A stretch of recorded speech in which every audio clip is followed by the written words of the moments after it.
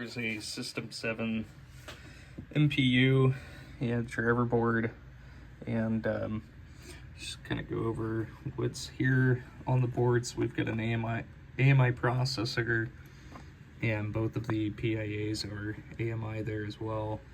Looks like somebody had pulled the RAM there at some point. And other than that, everything looks pretty original sockets and 40-pin interconnect. We've got a little bit of alkaline over here in the battery section. And then here on the driver board, somebody had swapped either this one or these two at some point. This one had been socketed, but these both are AMI, so those are both going to come off the board. And I usually do that prior to even testing the boards here, just to kind of give the best chance at working. And looks like there's a connector issue there on that, but we've got some slight alkaline here on the board, which isn't too bad. Most of that's just surface, which will clean up pretty easily, but that definitely does need to come off there. But I will go ahead and rehab these and put them back on the bench and see what kind of issues we have. Here are the boards all rehabbed. Well, the MPU, the driver board here, I ended up flipping this thing over to discover that it is just completely shot.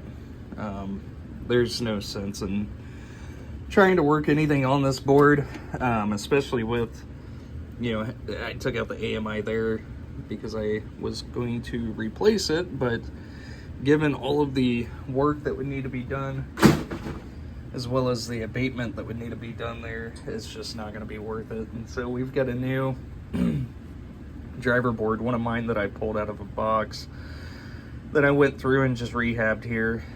So we'll focus on the main MPU. I replaced all of the sockets, and upon pulling the EEPROMs out of the sockets, each and every one of those had at least one or more legs that had broke off. Went ahead and abated the minor alkaline damage there that was on the board, as well as conformal coated over top of it. Replaced the 6802 as well as the socket, replaced the crystal, and then also the two AMI PIAs that were on the board there as well. Installed NVRAM, replaced the filter capacitor as well as all 0.156 headers and both male and female interconnect pins. So let's go ahead and get this thing booted up. Here we are with the high score to date and last game played. Got the lamp matrix dancing here, and the only coil that is on is the coin lockout. And let's go ahead and get this thing into test.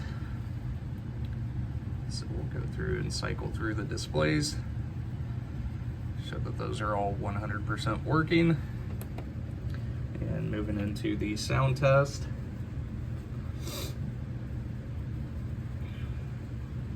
So all 7 of the sound outputs are working. And into the lamp matrix. And we'll move over into the solenoids.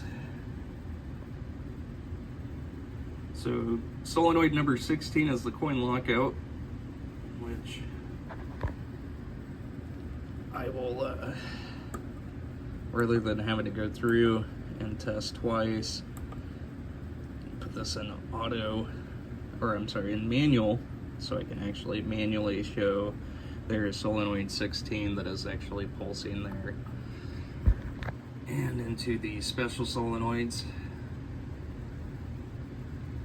And these are all switch controlled as well as computer controlled, and those are all working 100%. And the last test is going to be switch test.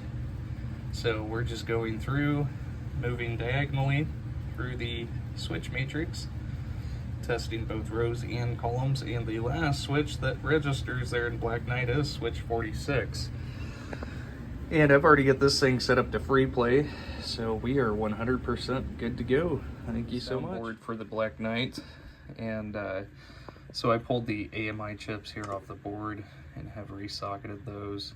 Resocketed the EEPROM as well as the CPU. Got a total of 3 1UF capacitors here. The 470 and 4700 had been replaced, but I went ahead, replaced the 2 original 1000s, as well as the 100 UF, and we also replaced all 4 of the speech ROM sockets here on the board, and replaced all of the 0.156 headers here as well. So let's go ahead and get this thing booted up.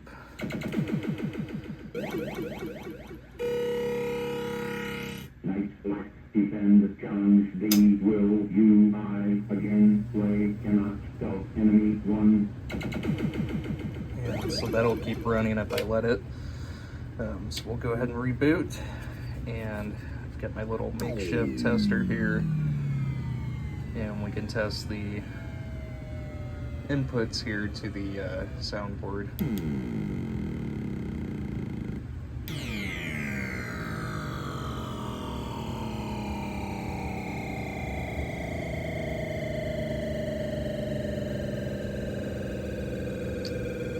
And I did also replace the crystal there on the board.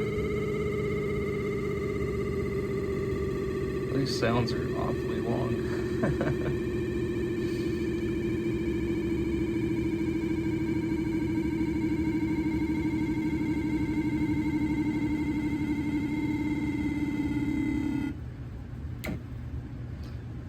Short one. That little short one. All right, we'll do the onboard test there again, just to. Knight Black, defend the challenge. The will you I again play cannot stealth enemy 1. There it is. Thank you so much. All right, so here we are with the power supply. So we've got all of the electrolytic capacitors have been replaced here on the board. Including all of the 0.156 headers there as well.